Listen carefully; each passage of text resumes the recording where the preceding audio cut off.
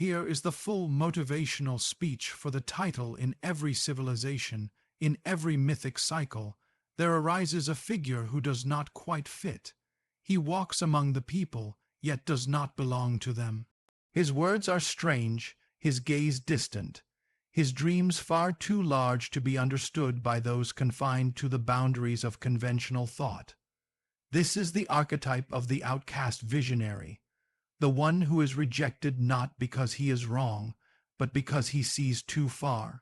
This figure is born into limitation, often overlooked, underestimated, or ridiculed. He is not invited into the halls of power or privilege. He may stumble academically, fail at standardized tests, or be dismissed in interviews. Not because he lacks intelligence, but because his mind does not conform. Society, with all its rigid systems, fears what it cannot categorize, and so the visionary is exiled, not to a physical desert, but a psychological one. But it is precisely this exile that begins his transformation. Isolation becomes a teacher. The silence of rejection creates the space where deeper truths begin to speak. He starts to see what others overlook. While the world is busy chasing approval, he watches, he listens, he learns the hidden rhythms of human desire, suffering, and longing. No longer tethered to the opinions of others, he becomes the architect of his own inner world. This detachment from the collective does not breed bitterness. It gives birth to vision. He begins to imagine new systems, new ways, new structures, not to impress others, but because he is compelled by a force deeper than logic, the call of destiny.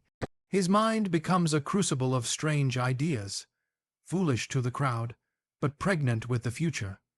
He knows what it feels like to be unseen, and so he dreams of building something that will see others. The outcast visionary walks a path of paradox. He is both wounded and wise, fragile and unbreakable, alone, yet chosen by something greater than himself. His exile is not his end, it is his awakening. For those who belong to the crowd cannot change it, but those who are cast out, they carry the fire.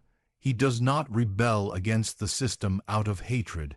He simply transcends it. While others seek safety in imitation, he risks everything on originality. His path is not paved.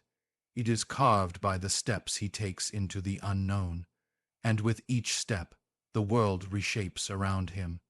There exists within every individual a silent battlefield, a place where two opposing forces wage an endless war.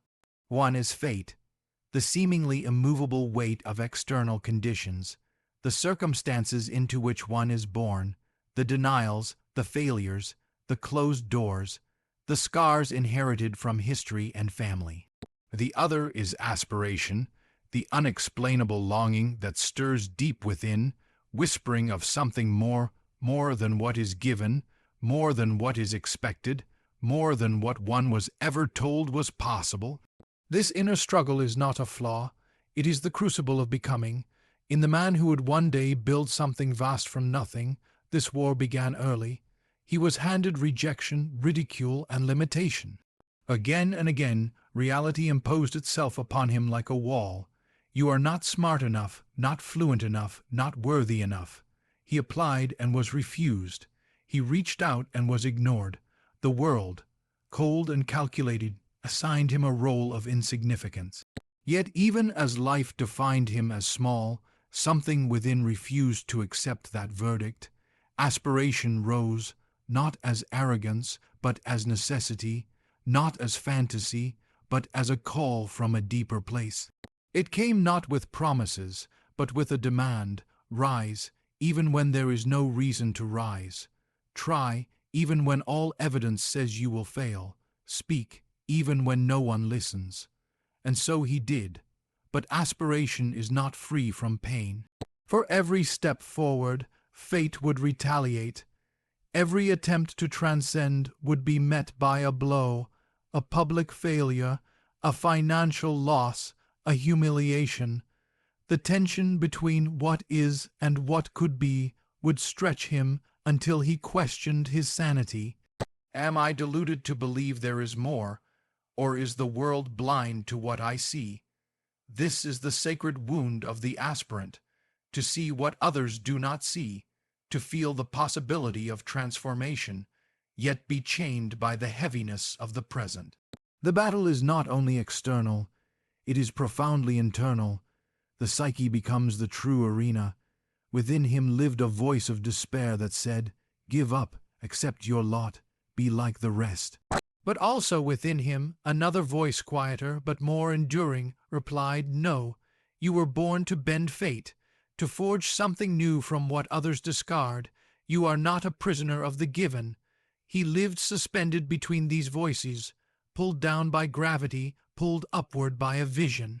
And in this tension, his character was forged, not in moments of success, but in nights of self-doubt, when he could not see the way forward, but moved anyway. Not because he believed, but because he refused to stop believing. Fate, he came to realize, was not his enemy. It was his material, and aspiration was the flame. Together, they created the fire by which something unseen would one day be shaped. Within every man lies a structure shaped by time, the masculine principle, an archetype forged by culture, ancestry, myth, and the primal instincts of survival. It begins as something brittle, reactive, untested. It identifies itself with dominance, control, certainty, and outward strength. But this initial form of masculinity is only a mask, one that must be broken if the deeper self is to emerge. For the one who would one day lead, this mask was shattered early, not once, but repeatedly. He was not welcomed into manhood by validation or power. Instead, he was introduced to failure, embarrassment, and inadequacy. He was denied the symbols of masculine success: academic titles, wealth, social approval. He spoke and they laughed. He applied and they dismissed. He dreamed and they scoffed. His ego was wounded, not by a single blow, but by the relentless message, "You are not enough." But this wounding, though cruel, was not without meaning. For in Jungian psychology, the wound is the womb. It is the dark gate through which transformation begins. The immature masculine responds to pain by armoring itself, by attacking or withdrawing. But something within him refused to harden into bitterness. He endured the ridicule, but did not lose his wonder. He suffered rejection, but did not abandon his voice. He allowed the humiliation to do its secret work, to burn away his false self, to dissolve the illusion that manhood is something earned through applause.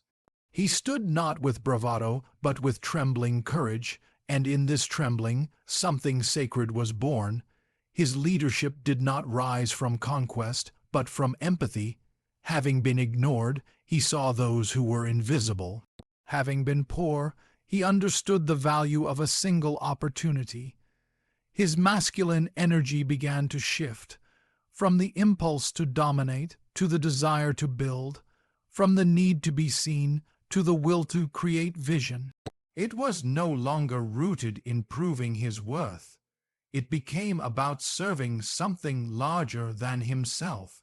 This is the hidden journey of the masculine, to descend into powerlessness, to be stripped of illusions, to be wounded in the core of identity, and to rise not as a warrior of pride, but as a steward of purpose. No longer needing to be right, to win, to impress, but able to hold space, to lead with humility, to carry the weight of others' dreams. The transformation did not occur in a single moment.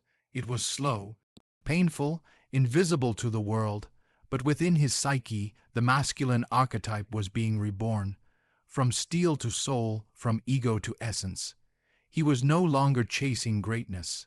He was embodying it silently, one difficult choice at a time. There exists a timeless figure in myth and psyche, the alchemist, the one who dares to take the crude, rejected materials of the world and transmute them into gold. He is not a magician, but a relentless seeker. His laboratory is not just of fire and flask, but of failure and faith. He does not inherit wealth or power. He creates it from nothing, from dust, from silence. The entrepreneur, in his highest form, is the modern alchemist. The man who would one day rise from obscurity was not handed any precious metal. What he received instead were fragments, discarded ideas, dismissed dreams, broken systems. He held no traditional tools, no influence, no roadmap. Yet within him stirred a wild conviction. What if something extraordinary could be forged from the ordinary? He began not with money, but with imagination, a vision invisible to the world, yet burning real inside him. He saw not what was, but what could be, and like the alchemists of old, he entered the long and lonely process of transformation. His raw material was failure, his furnace was persistence, his crucible was rejection. Each setback was not an ending but a necessary stage in the great work, the magnum opus of creation. Where others saw chaos, he saw patterns. Where others felt despair, he sensed initiation. The world mocked his dreams because it did not yet speak his symbolic language. He was not just trying to build a company. He was attempting to shape meaning, to extract value from places no one believed held any. And so, like the alchemist hunched over his impossible task, he kept refining. He tested ideas, he failed and failed again. He melted down his ego, his need for quick success, his attachment to perfection, and from that dark interior process, something began to take form, not instantly, not gloriously, but gradually, like gold hardening in the fire. The journey was not clean, it was messy, chaotic, at times unbearable, but this is the path of transformation. Nothing of value is ever created without inner death. The alchemist must dissolve before he can recombine. The entrepreneur must break before he can innovate.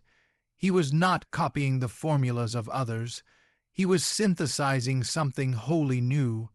From broken markets, he drew opportunity. From overlooked people, he cultivated loyalty. From barren landscapes, he summoned structure.